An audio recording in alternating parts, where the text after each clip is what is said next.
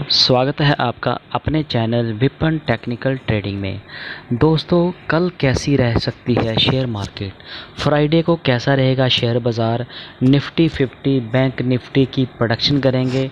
क्या रह सकता है कल का क्या रह सकता है लेवल, टारगेट क्या हो सकता है, कॉल में पैसा बनेगा कि पुट में पैसा बनेगा, और दोस्तों पैसा कैसे बनेगा, इस बात पे हम चर्चा करेंगे। दोस्तों, जैसे आज वीकली एक्सपायरी थी 24 अगस्त की, तो कल मैंने वीडियो में आपको जो बताया था उसी हिसाब से एक्सपायरी हुई। मैंने आपको बोला था ना कि इस 400 के पास इसकी एक्सपायरी आ रही है, तो उसके लिए 10 20 30 40 पॉइंट ऊपर नीचे होंगे, तो वही 10-15 पॉइंट ही नीचे हुए, उसी लेवल के ऊपर ही आज निफ्टी और निफ्टी बैंक की एक्सपायरी हुई है।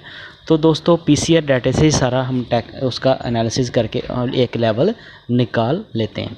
तो दोस्तों, आज जैसे मैंने आपको ये भी बताया था कि ऑपरेटर अपने तरीके से मार्केट को एक साइड में कभी ऊपर कभी कॉल राइटर के जो स्टॉप लॉस होते हैं उसको हिट करता है, कभी कॉल राइटर के, तो ऐसे करके वो अपनी सभी के स्टॉप लॉस को हिट करवा देता है। पहले आपने देखा होगा कि मार्केट कितनी पॉजिटिव गई थी, लगभग 150 पॉइंट तक मार्केट ऊपर गई। उसके बाद फिर उसने नीचे, पहले जो कॉल राइटर थे उनकी पहले उसने स्टॉप लॉस को हिट करवाया। उसके बाद जैसे उन्होंने फिर से रिकवरी अपनी पोजीशन बनाई होगी कि मार्केट काफ़ी ऊपर जा रही है, जैसे उन्होंने फिर लॉन्ग किया होगा तो फिर उनकी पोजीशन को काट दिया, फिर वो मार्केट को नीचे ले आया। तो ऐसे चलते मार्केट में आज ऑपरेटर ने अच्छी गेम चलाई, जिसके चलते कॉल राइटर और पुट राइटर दोनों को फंसाया। लेकिन कुछ जो अच्छे ट्रेडर, जो एक्सपीरियंस वाले ट्रेडर होते हैं, वो ऐसी मार्केट में अच्छा पैसा बना लेते हैं। उनको थोड़ा प्रोडक्शन कर लेते हैं, समझ लग जाती है, तो वो पहले क्या करते हैं, उनको पता कि मार्केट ऊपर जा रही है, तो यहाँ पे थोड़ी प्रॉफिट बुकिंग आके आज एक्सपायरी है, वीकली एक्सपायरी है, तो उस हिसाब से वो पोजीशन को एडजस्ट करके, कई बार ऐसे ट्रेडर होते हैं दोनों साइड में पैसा बना लेते हैं। पहले जैसे मार्केट ऊपर गई तो वो उस हाई के ऊपर जाके, रजिस्टेंस के ऊपर जाके उसको प्रॉफिट बुकिंग कर लेते हैं, फिर वहाँ से शॉर्ट कर देते हैं, तो फिर मार्केट नीचे आ जाती है, तो ऐसे करके वो पुट बाई जैसे कर लेते हैं, तो ऐसे करके वो प्रॉफिट बना लेते हैं। लेकिन दोस्तों, ये हर कोई नहीं कर सकता ऑप्शन ट्रेडिंग में। ऑप्शन ट्रेडिंग में वो ही पैसा कमा सकता है जिसको नॉलेज होती है, एक्सपीरियंस होता है। तो ये नॉलेज और एक्सपीरियंस एक दिन में नहीं आता, इसके लिए आपको थोड़ा सा टाइम देना पड़ता है, आपको समझना पड़ता है। अगर आप ऑप्शन ट्रेडिंग से पैसा कमाना चाहते हो तो पैसा बहुत बनता है उसमें, ऑप्शन ट्रेडिंग में, लेकिन उसके लिए आपका रिस्क भी बड़ा होता है। उसमें आपका पैसा जीरो भी हो सकता है, लेकिन जीरो तब नहीं होगा जब आप उसको समझ के करेंगे। क्या कई बार होता है, हम ऑप्शन ट्रेडिंग को बिना समझे ही ऐसे करना शुरू कर देते हैं, तो उसमें हमारा भारी नुकसान हो सकता है और हमारा जो कैपिटल वो भी जीरो हो सकता है। तो दोस्तों, हम आज पूरा एनालिसिस करने की कोशिश करेंगे, रिव्यू करेंगे कि आज कैसा रहा बाज़ार, वीकली एक्सपायरी कहाँ पे हुई, कैसे हुई, क्या रीज़न थे जिसके चलते आज मार्केट ने बल्कि पहले ऊपर फिर नीचे आई, और एफआईज़ की क्या पोजीशन थी, यूएस मार्केट कैसी है, तो सारे जो और भी ग्लोबल मार्केट के इंडिकेटर्स थे वो कहाँ पे संकेत जो थे वो हमारे फेवर में थे कि हमारे अगेंस्ट थे। ये सारा हम एनालिसिस करके कल का एक लेवल निकालने की कोशिश करेंगे, कहाँ पे कल बाज़ार जा सकता है, और नेक्स्ट जो मंथली एक्सपायरी आ रही है 31 अगस्त की, वो कहाँ पे क्लोजिंग दे सकती है। तो दोस्तों, वीडियो के एंड तक बने रहें, वीडियो को बिल्कुल भी स्किप करके ना देखें।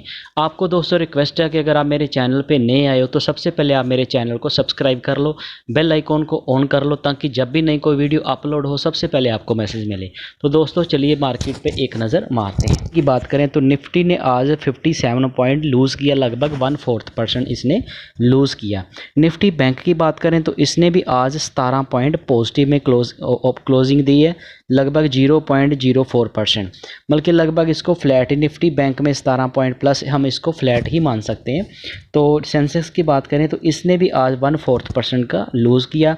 इंडिया विक्स की बात करें तो ये भी आज लगभग 1/4% आज डाउन नीचे ही था। तो जिसके चलते ऑप्शन ट्रेडिंग में जो इंडिया विक्स होता है उसका बहुत ही इंपॉर्टेंट रोल होता है।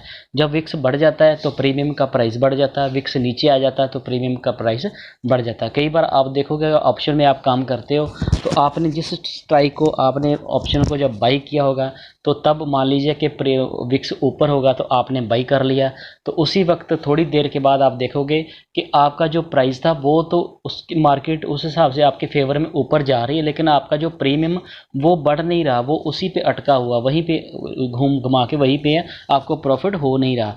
तो उसके उसके पीछे क्या कारण होता है, कई बार वहाँ पे विक्स बाद में नीचे आ जाता है। तो जितने पॉइंट उसने मूव करना था ऊपर की साइड को, उतना ही विक्स जो नीचे आ जाता, तो आपका प्रॉफिट बनता ही नहीं है। तो इसके लिए एक बहुत ही बढ़िया स्ट्रैटेजी होती है, अगर आपने ऑप्शन बाइंग करनी हो तो जब इंडिया विक्स नीचे होता है तो प्रीमियम का प्राइस नीचे होता है, तब आपको बाई करना चाहिए, और जब इंडिया विक्स ऊपर होता तो प्रीमियम का प्राइस बढ़ जाता, तब आपको सेल करना चाहिए। तो ये स्ट्रैटेजी से अगर आप काम करोगे तो आपका प्रॉफिट बनने के चांस बढ़ जाते हैं। तो चलिए आगे हम एक एक करके सारे इंडेक्स को समझने की कोशिश करते हैं। सबसे पहले हम निफ्टी के इंडेक्स के ऊपर आते हैं। निफ्टी की बात करें तो इसका प्रीवियस था 19,444। तो कल इसकी मैंने आपको वीकली एक्सपायरी की क्लोजिंग बताई थी, 19,400 का लेवल इसका आ रहा था। तो 19,400 से मैंने आपको बोला निफ्टी के लिए 50 पॉइंट आप ले सकते हो ऊपर नीचे। तो आज लगभग इसने सिर्फ 14 पॉइंट 19,386 पे ये क्लोज हुआ, सिर्फ 400 से 14 पॉइंट नीचे। तो लगभग इसने उसी पॉइंट के ऊपर ही अपनी क्लोजिंग दी है। तो आज ये ओपन होता है 19,535, लगभग ये देखें तो 80-90 पॉइंट ये गैप अप खुलता है। तो गैप अप खुलने के बाद फिर ये देखिए हाई कितना बनाता है, 584 तक जाता है। तो 584 से ये ऊपर जाता, अपना हाई बनाता।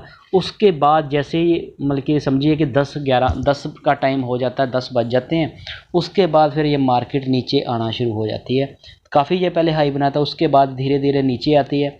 तो फिर जैसे 12 बजे का टाइम आ जाता है, 11:30 पौने 12 का, उसके बाद मार्केट फिर रेंज में रहती है। उसके बाद जैसे फिर 1 बजता, मार्केट धीरे धीरे धीरे चलते चलते 3:30 बजे मार्केट लगभग जितना इसने मूव किया था सारा लूज़ करने के बाद भी 57 पॉइंट लूज़ कर देती है।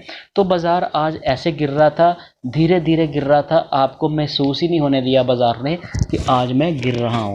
तो ऐसे धीरे धीरे से वो गिरता गया। चढ़ते वक्त भी ऐसे एक चढ़ना, जब सूरज शुरू में चढ़ा था स्टार्टिंग में तो काफ़ी स्पीड में चढ़ गया था जितना चढ़ना था। तो लगभग 9:15 से लेकर 10 बजे तक की जितनी इसने मूव हाई दिखाना था दिखा दिया। उसके बाद तो फिर ये नीचे नीचे ही आता रहा। तो एंड में ये आज देखिए इसने 57 पॉइंट लूज़ किया, और अपनी जो मैक्सिमम क्लोजिंग पेन थी 19,400 के पास, उसमें से सिर्फ 14 पॉइंट नीचे जाके 19,386 पे क्लोज कर दिया। चार्ट के ऊपर समित हैं दोस्तों। इसका टेक्निकल चार्ट हम देखें तो आज इसकी जो कल की इसने ग्रो मतलब कि कल इसने जो मूव दिखाया था उसके ऊपर जाके ये कैंडल आज इतनी रेड बड़ी कैंडल बनी है। आज की कैंडल आप देखोगे तो बड़ी इसकी बॉडी बनी है, ऊपर थोड़ी सी विग बनी है। तो मार्केट में काफ़ी मतलब कि बुलिश आए थे, लेकिन बियर ने उनकी पेश नहीं जाने दिया। बियर का आज प्रेशर पड़ गया मार्केट, जिसके चलते आज नीचे इंडेक्स आ गया। तो इसने जो 50 डेज़ मूविंग एवरेज की, अगर हम इसके 50 डेज़ मूविंग एवरेज की बात करें तो इसने जो 50 डेज़ का मूविंग एवरेज था ये वाला येलो कर, इसके लगभग इसके पास ही इसने क्लोजिंग दी है। तो कल भी मैंने आपको बोला था अगर ये कंफर्मेशन दे के ऊपर इसके क्लोज होता होया तो उसके ऊपर ही क्लोज है। ये 380 है तो 86 लगभग उसके पास ही बोल सकते हैं। तो कल अगर फ्राइडे की बात करें तो इसका RSI अब फिर 46 आ गया। तो RSI अभी भी इसका बहुत ज़्यादा ओवरसोल्ड में नहीं है, तो कभी भी मार्केट फिर यहाँ से ये घूम सकता है। तो कल दोस्तों हो सकता है मार्केट थोड़ा सा आपको फिर मतलब कि धोखा दे सकती है। धोखे कहने का मतलब कि हो सकता है मार्केट फिर थोड़ी सी कल गैप अप खुले, तो गैप अप खुलने के बाद हो सकता है फिर कल क्लोजिंग जो फ्राइडे की है थोड़ी नेगेटिव में हो, ऐसा हो सकता है, क्योंकि बाज़ार में अब थोड़ी सी वीकनेस निफ्टी में आ रही है। तो इसके चलते दोस्तों आपको पोजीशन जो अपनी उस हिसाब से एडजस्ट करनी चाहिए। तो इसके हम देखते हैं आज कौन से शेयर थे जो भाग रहे थे। सबसे पहले दोस्तों आज ऊपर था BPCL, आज लगभग 1.25% के आसपास ऊपर था। एशियन पेंट भी आज लगभग 2% ऊपर था। इंडसइंड बैंक भी 2.25% ऊपर था। आज IT सेक्टर अच्छा परफॉर्म कर रहा था। इन्फोसिस भी आज लगभग 1% ऊपर था। IOC ऊपर था। श्री सीमेंट ऊपर था। ब्रिटानिया भी आज लगभग 0.25% ऊपर था। टाटा कम्युनिकेशन भी आज आधा % से थोड़ा ऊपर था। अल्ट्राटेक सीमेंट की बात करें ये भी ऊपर था। हिंदुस्तान यूनिलीवर आज देखिए ये 1/4% फिर भी पॉजिटिव में क्लोज हुआ, लेकिन इसने जो 2590 के ऊपर ये हाई गया था, उसके बाद फिर ये नीचे आ गया, नेगेटिव भी गया, लेकिन फिर इसने पॉजिटिव क्लोजिंग दी। नेस्ले इंडिया की बात करें तो ये भी आज ऊपर था। ICICI बैंक, एक्सिस बैंक, भारतीय Airtel, UPL, ITC, Kotak bank और SBI तो लगभग आज फ्लैट ही था। तो ये थोड़े जो शेयर थे वो 18 शेयर थे जो आज लगभग हरियाली में क्लोज हुए और 28 शेयर थे जो आज नेगेटिव में, लालगी में क्लोज हुए। तो सबसे आगे गिरने में आज था रिलायंस इंडस्ट्री। दोस्तों रिलायंस आज लगभग 1.5% से थोड़ा लगभग 0.25% गिरा, और ONGC भी आज लगभग 1.5% गिरा। पावर ग्रिड आज 1.25% गिरा। GSW dairy 1.25%, Grasim, LT, Davis lab, Hindalco और SCL टेक, ये सारे शेयर 1% के ऊपर ही गिर रहे थे। हीरो मोटर कॉर्प की बात करें तो ये भी आज आधा लगभग 0.25% नीचे था। सिप्ला भी नीचे था। Doctor Reddy, coal India, Bajaj auto, Wipro, Tata steel, Apollo hospital और SBI लाइफ, ये सारे के सारे शेयर आज गिर रहे थे। आइसर मोटर भी आज 0.5% गिरा। सन फार्मा गिरा। टाटा मोटर गिरा। HDFC bank, HDFC life, Adani port, NTPC, TCS और टाइटन, ये सारे के सारे शेयर आज गिर रहे थे। इसके दोस्तों अब PCR, इसके जो मारुति, टाटा, टेक महिंद्रा, बजाज फिनसर्व और महिंद्रा एंड महिंद्रा, ये भी शेयर आज लगभग थोड़े थोड़े से गिर रहे हुए थे। तो आगे दोस्तों हम इसके PCR की बात करेंगे, जो इसकी नेक्स्ट मंथली एक्सपायरी है 31 अगस्त की। तो इसका दोस्तों PCR की बात करें तो ये 0.81 पे आ गया, जो कल से थोड़ा, जो इसका कल था 9.9 था, आज 0.81 हो गया। तो इसकी जो मैक्सिमम क्लोजिंग पेन आ रही है वो आ रही है 450। इसका मतलब ये भी जो नेक्स्ट मंथली की ये जो मंथली की क्लोजिंग होगी नेक्स्ट वीक जो चलेगा, ये भी लगभग एक मार्केट रेंज बाउंड में ही काम करेगी, 50-60 पॉइंट के ऊपर नीचे करेगी। हो सकता है दोस्तों जिग जैग मार्केट चलती 100 पॉइंट ऊपर फिर नीचे, जैसे आज आपने देखा ऊपर साइड कितनी मूवमेंट आई, उसके बाद नीचे आई मार्केट। तो इसके चलते जो उसकी क्लोजिंग बन रही है वो बन रही है 19,450। तो मार्केट जो 19,400 के आसपास ही क्लोजिंग दे सकती है। तो आगे दोस्तों हम बात करेंगे निफ्टी बैंक की। दोस्तों निफ्टी बैंक की बात करें तो इसने आज 17 पॉइंट पॉजिटिवली क्लोज किया। इसका जो प्रीवियस था वो था 44,480, तो ये ओपन होता है 44,700 पे। लगभग ये 300 पॉइंट गैप अप खुलता है।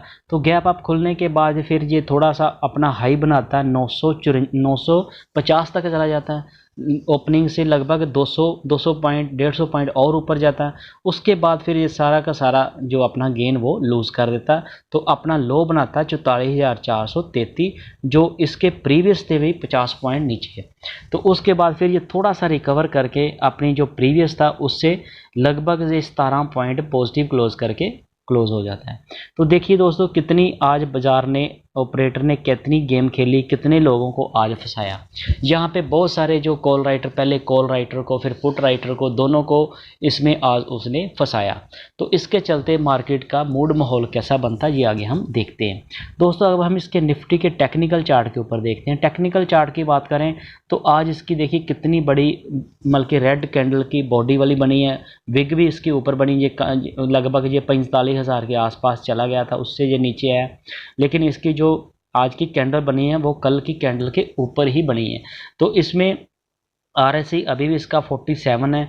तो अभी मार्केट में इसमें निफ्टी बैंक की अगर हम देखें तो कल हो सकता है ये थोड़ा सा फिर गैप अप खुले, जो कल मार्केट थोड़ा सा आपको बल्कि फिर पॉजिटिव में दिखा सकती है, क्योंकि आज वीकली एक्सपायरी थी। तो जो इंडिकेटर थे ग्लोबल मार्केट के जो इंडिकेटर थे वो सारे हमारे पॉजिटिव ही थे, कोई नेगेटिव नहीं थे कल की बात करें तो। आज कैसे इंडिकेटर वो हम आगे बात करेंगे। तो दोस्तों इसके देखें कौन से शेयर, इसके RSI की बात देखिए, इसका लोअर बोलिंजर बैंड देखिए काफ़ी ये 43,450 पे है। तो इसने लगभग आज मिडल बोलिंजर बैंड को भी आज इसने टच किया। क्रॉस करने के बाद फिर ये नीचे आया। 50 डेज मूविंग एवरेज को भी इसने क्रॉस किया, ये जो येलो कलर की 44,719 आ रहा है। उसके बाद ये फिर नीचे आया। तो इसमें आप देखते हैं कौन से शेयर थे जो आज भाग रहे थे। तो भागने वाले में सबसे आगे था आज AU स्मॉल फाइनेंस बैंक, ये 2% ऊपर था। इंडसइंड बैंक भी लगभग 0.2% ऊपर था। और इसके बाद तो बाकी लगभग सारे शेयर माइनर से थे। ICICI 1/4%, एक्सिस बैंक भी लगभग 0.21%, कोटक बैंक तो लगभग फ्लैट ही था, SBI भी फ्लैट ही था। तो गिरने वाले में सबसे आगे था बंधन बैंक, आज 1% गिरा। IDFC फर्स्ट बैंक भी 0.5% गिरा, 0.5% PN भी गिरा। बैंक ऑफ बड़ौदा भी आज लगभग 0.5% गिरा। फेडरल बैंक और HDFC बैंक, ये सारे के सारे शेयर आज बैंकिंग के गिर रहे थे। तो वीकली एक्सपायरी के चलते मार्केट में थोड़ी मैनिपुलेशन होती है। वैसे मार्केट में कोई इतनी घबराने वाली बात है नहीं, वो मैं आगे आपको जो इंडिकेटर उसके साथ डिस्कस करके अभी बताऊंगा। तो आगे हम इसके पीसीआर की बात करें तो इसका जो मंथली पीसीआर जो 31 अगस्त की एक्सपायरी है उसका पीसीआर भी अब आज थोड़ा सा नीचे है, ये 0.84 है और मैक्सिमम इसकी क्लोजिंग जो पेन है वो आ रही है 44,500। तो नेक्स्ट जो इस मंथ की जो क्लोजिंग आएगी वो 44,500 के आसपास की हो सकती है, जो आज इसका क्लोजिंग पे अभी जिस पे ये क्लोज है। तो कहने का मतलब है नेक्स्ट वीक ये जो स्टार्ट होगा कल से, इसमें भी मार्केट थोड़ी एक वीक में लगभग रेंज बाउंड ही रह सकती है। ऐसे क्लोजिंग ऐसे करेगा, हो सकता है 150-200 पॉइंट की मूवमेंट ऊपर नीचे की देगा। तो इसमें जो बड़े ट्रेडर होते हैं जिनको ज़्यादा नॉलेज होती है मार्केट की, वो इसमें पैसा बना पाते हैं। तो आप अगर ऑप्शन ट्रेडिंग करते हो तो आपको पोजीशन उस हिसाब से बनानी चाहिए, दोनों साइड में आपको पोजीशन को हेज करके चलना चाहिए। जैसे मान लीजिए आज आपने कोई किसी भी पोजीशन को ओवरनाइट होल्ड किया, तो कल के लिए पता नहीं मार्केट कितनी गैप अप खुल जाए या गैप डाउन चली जाए, तो इसमें इस रिस्क के में कभी इतना बड़ा रिस्क नहीं लेना चाहिए। तो आपको दोनों साइड की पोजीशन रख के चलना चाहिए अगर आप ट्रेडिंग करना चाहते हो ऑप्शन में। तो उससे क्या होगा, जैसे जैसे आपका एक्सपीरियंस बढ़ जाएगा, आपको पता चल जाएगा, थोड़ा आप प्रेडिक्ट कर पाओगे, तो तब आप एक साइड की पोजीशन बना सकते हो। अदरवाइज़ आपको दोनों साइड की पोजीशनें होल्ड करके चलना चाहिए। अगर मार्केट एक साइड को बहुत ज़्यादा मूव कर जाएगी तो आपको एक में प्रॉफिट होगा, एक में लॉस होगा। तो आपने समझे एक पोजीशन को ओवरनाइट होल्ड करने के लिए हेज करके छोड़ा है, ताकि आपका बहुत बड़ा लॉस ना हो।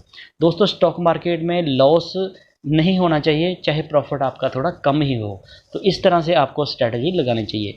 आगे दोस्तों हम देखेंगे एफआईज की क्या पोजीशन थी।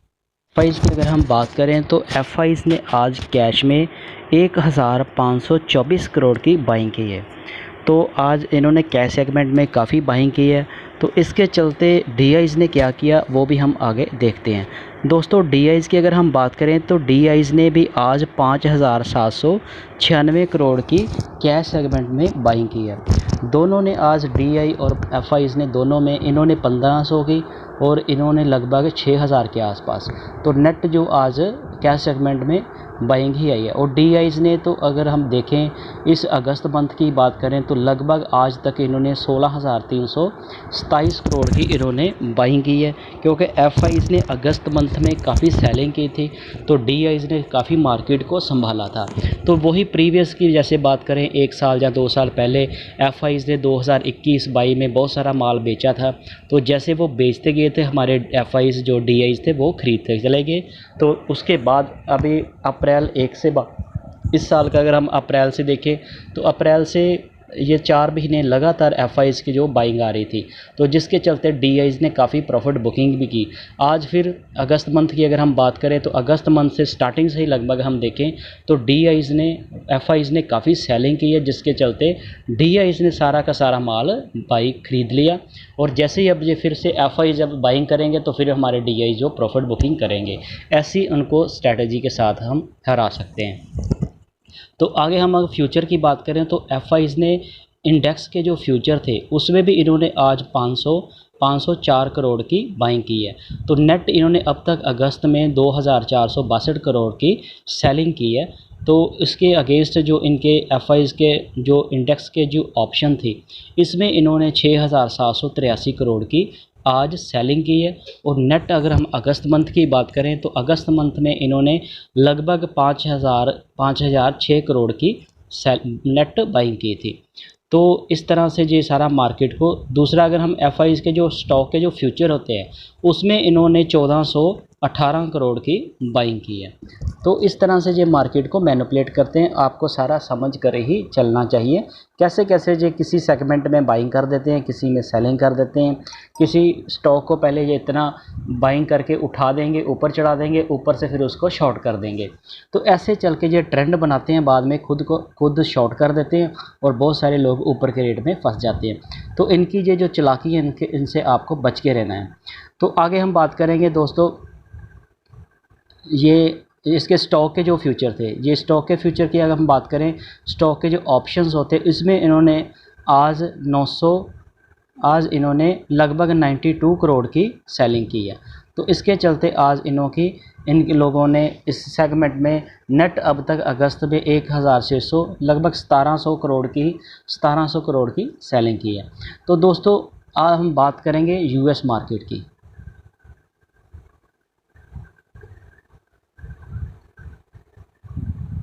दोस्तों यूएस की मार्केट की बात करें तो सबसे पहले हम अपने इंडिया के इंडेक्स देखें।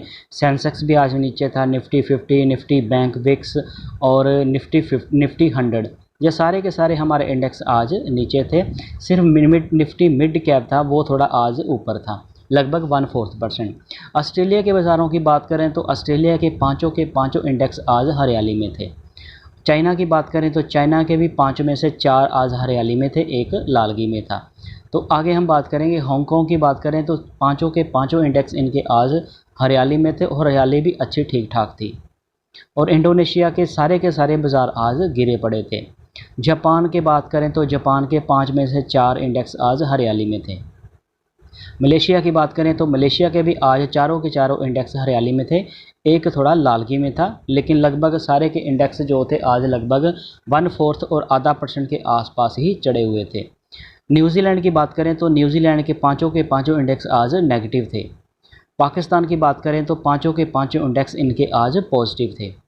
फिलिपींस की बात करें तो लगभग 3 में से 2 इनके हरियाली में थे, एक लालगी में था। सिंगापुर की बात करें तो तीनों के तीनों इंडेक्स इनके आज हरियाली में थे। साउथ कोरिया की बात करें तो साउथ कोरिया के 5 में से 4 इंडेक्स इनके आज हरियाली में थे। श्रीलंका की बात करें तो इनके दोनों के दोनों इंडेक्स आज हरियाली में थे। ताइवान की बात करें तो ताइवान के पाँचों इंडेक्स आज हरियाली में थे। अगर थाईलैंड की बात करें तो थाईलैंड के 5 में से 4 इंडेक्स इनके हरियाली में थे। तो इस तरह से ग्लोबल मार्केट की अगर हम देखें तो ग्लोबल मार्केट का जो ट्रेंड है वो ठीक ठाक है, मिक्स है, कोई इतनी घबराने वाली बात है नहीं। तो दोस्तों इन सब के चलते अगर हम मार्केट का दूसरे जो इंडिकेटर्स होते हैं उसकी बात करते हैं। दोस्तों मार्केट के नेक्स्ट दूसरे जो इंडिकेटर अगर हम उसकी बात करें तो आज यूएस डॉलर इंडेक्स आज 103.66 पर क्लोज़ हुआ, जो प्रीवियस से आज थोड़ा सा ऊपर था। तो ये दोस्तों हमारे अगेंस्ट है। जब यूएस डॉलर इंडेक्स बढ़ता है ये हमारे अगेंस्ट होता है। क्रूड ऑयल की बात करें तो क्रूड ऑयल भी आज 2 पॉइंट चढ़ा, लेकिन है हमारे अगेंस्ट है थोड़ा सा। यूएस आईएनआर की बात करें तो यूएस आईएनआर भी आज लगभग 4 पॉइंट ऊपर था, जो हमारे अगेंस्ट है। 10 ईयर यील्ड की बात करें तो ये सिर्फ 1 पॉइंट आज नीचे है, जो हमारे फेवर में। तो 4 में से 3 इंडिकेटर हमारे अगेंस्ट थे, एक हमारे फेवर में था। तो जो एक दूसरा यूएस आईएनआर की बात करें तो वो भी इतना ज़्यादा दूर नहीं था, थोड़ा सा ही उसमें गैप था। तो जिसके चलते आज मार्केट में बाइंग और सेलिंग का माहौल बना हुआ था। मार्केट काफ़ी जिग-जैग कर रही थी और आज वीकली एक्सपायरी भी थी इस करके। तो आगे हम देखेंगे इन सब के चलते मार्केट का जो मूड माहौल है वो कैसा बनता है। तो दोस्तों मार्केट के अगर हम मूड की बात करें तो मार्केट का मूड आप देखिए, मार्केट का एक्सट्रीम ग्रीड आज थोड़ा फिर और कम हो गया। कल 27.95 था, आज गिर के 21.4 पे आ गया। तो मार्केट में एक्सट्रीम फियर बढ़ता जा रहा है, एक्सट्रीम कम हो रहा है। तो इसके चलते मार्केट के अब लोगों को लग रहा है कि मार्केट थोड़ी गिर सकती है। तो मार्केट का मूड माहौल इस तरह से देखें, इंटरनेशनल इंडिकेटर्स देखें तो वो ठीक ठाक हैं, कोई इतने हमारे अगेंस्ट है नहीं। तो मार्केट का मूड माहौल अब थोड़ा ठीक ठाक ही है। तो आगे दोस्तों हम बात करेंगे आज आपके लिए मैं 2 बहुत ही बेहतरीन स्टॉक भी लेकर आया हूँ। अभी वो हम आपके डिस्कस करें तो बहुत ही बेहतरीन स्टॉक आज आपके लिए मैं लेकर आया हूँ, वो रिलायंस इंडस्ट्री। दोस्तों बहुत ही अच्छी कंपनी, बेहतरीन कंपनी है, लेकिन रिलायंस आप देखोगे काफ़ी दिनों से ये कंसोलिडेट कर रहा था, आज इसने थोड़ा सा फॉल दिखाया। तो दोस्तों अच्छी कंपनी का शेयर जब नीचे आता है तो वो आपको एक मौका मिलता है उसमें एंट्री करने का। तो अच्छे रेट पे आपको मिल रहा है। इसने लोअर बोलिंजर बैंड को भी आज टच कर दिया, तो इसका जो RSI वो भी 41 पे आ गया। तो अब ये 1-2 दिन थोड़ा सा और भी गिर सकता है, तो आप इसमें कम क्वांटिटी से थोड़ा इसमें ऐड कर सकते हैं। तो जैसे ये मान लीजिए 2475 पे आ गया, तो इसमें आप जितनी आपने इन्वेस्टमेंट करनी हो उसमें आप 20% इन्वेस्टमेंट कर सकते हैं। अगर ये और थोड़ा फॉल दिखाता है तो आप उसमें अपनी इन्वेस्टमेंट का 20% SIP करके इसमें इन्वेस्टमेंट कर सकते हैं। जैसे ये मूव करेगा ऊपर के रेट, जब इसमें ट्रेंड आएगा तो ये जैसे 2700, ये आप उसका हाई जो देख रहे हैं यहाँ पे, ये जैसे ये 2725 या 2700 के आसपास आएगा, आपने 2400 मतलब एवरेज 2400 के रेट तक भी आपने इसको बाई कर लिया तो 2500, 2600, 2700 तक भी आप बेचोगे तो 300 रुपये का पर शेयर आपको प्रॉफिट मिल जाएगा। तो ऐसे करके आप स्विंग ट्रेडिंग करके इसमें प्रॉफिट बना सकते हैं। तो कंपनी में तो कोई दिक्कत है नहीं। आपको पता है रिलायंस इंडस्ट्री बहुत ही अच्छी बेहतरीन कंपनी है। तो एक शेयर आज आपके लिए मैं और लेकर आया हूँ दोस्तों, आईटी सेक्टर की दिग्गज कंपनी इन्फोसिस। इसका दोस्तों जो कंसोलिडेशन पीरियड था वो लगभग इसका ख़त्म हो चुका है। तो अब इसमें अप ट्रेंड फिर से आ गया। अब इसका आरएसआई भी आप देख रहे हैं 60 के पास है। तो 60 के पास इसका आरएसआई है। इसने ये जो रेड लाइन है इसकी 200 दिन की मूविंग एवरेज, इसको इसने टच कर दिया। इसमें दोस्तों इसका ब्रेकआउट बन रहा है। इसने आप देख रहे मिडल सारे ब्लिंजर बैंड, तीनों ब्लिंजर बैंड की लाइन को नीचे छोड़ दिया। 50 डेज़ और 100 डेज़, 200 150 डेज़ और 20 डेज, सारी की सारी आपने जो ये देख रहे लाइनें सबको पीछे छोड़ दिया। और अब नेक्स्ट इसका एक ही ब्रेकआउट आने वाला, वो है 200 मूविंग एवरेज। तो ये रेड जो लाइन आप देख रहे हैं ये 200 दिन के इसके मूविंग एवरेज की है, जो लगभग इसके 1431 के पास है। तो 1430-31 के पास है और इसका करंट प्राइस चल रहा है 1424। तो जैसे जी इसको ब्रेकआउट करेगा, इसका जो 200 दिन की मूविंग एवरेज है, तो फिर इसका नया ट्रेंड बनेगा, फिर से ये 1500 के ऊपर जा सकता है। तो इस तरह से आप इसमें थोड़ी कम क्वांटिटी से ही एंट्री करें। क्योंकि अब इसका आरएसआई भी बुलिश मोड में 60 पे आ गया। तो अभी इसमें जो 20-25 आरएसआई ऊपर 80-85 तक जाएगा तो ये इसमें ओवरबोट तक पोजीशन में तब जाएगा। तो जब तक ये वहाँ पर जाएगा तब तक आपको काफ़ी अच्छा ये गेन दे देगा। मान लीजिए हो सकता है ये 1500 तक भी आ जाए। तो 1500 तक जब ये आएगा, 1500 के ऊपर जाएगा, फिर इसका आरएसआई 80 के पार आएगा, तब तक आप इसमें प्रॉफिट बुकिंग कर सकते हैं। लेकिन अभी इसने 200 मूविंग एवरेज को क्रॉस नहीं किया। तो अगर आप इसमें हो सकता है रिवर्सल भी आ सकता, थोड़ा नीचे भी आ सकता। तो इसके लिए एक ही फार्मूला, आपको कम क्वांटिटी बाई करनी है। मान लीजिए जितनी आपने इन्वेस्टमेंट करनी है उसका 20% इन्वेस्ट कर दो। अगर शेयर यहाँ से मूव करेगा तो आपने जितने इन्वेस्टमेंट की उसमें थोड़ा प्रॉफिट होगा। अगर नीचे आ जाएगा तो आपके पास 4 बार, मतलब कि आपने 100 शेयर बाई करना था, आपने 20 किए, तो 80 शेयर के पास अच्छी शेयर बाई करने के लिए आपके पास पैसा फंड होगा। तो आप उसको एवरेज कर सकते हो। जैसे फिर से रिवर्सल आएगा, मूव करेगा ऊपर, तो आप इसमें प्रॉफिट बुकिंग करके निकल सकते हैं। तो इस तरह से दोस्तों आपको इसमें कम क्वांटिटी से एंट्री करनी चाहिए। तो उम्मीद है दोस्तों आपको ये मेरी इन्फॉर्मेटिव वीडियो अच्छी लगी होगी। अगर आपको ये मेरी वीडियो अच्छी लगी तो मेरे चैनल को सब्सक्राइब करना, वीडियो को लाइक करना और अपने दोस्तों के साथ शेयर करना। Thank you.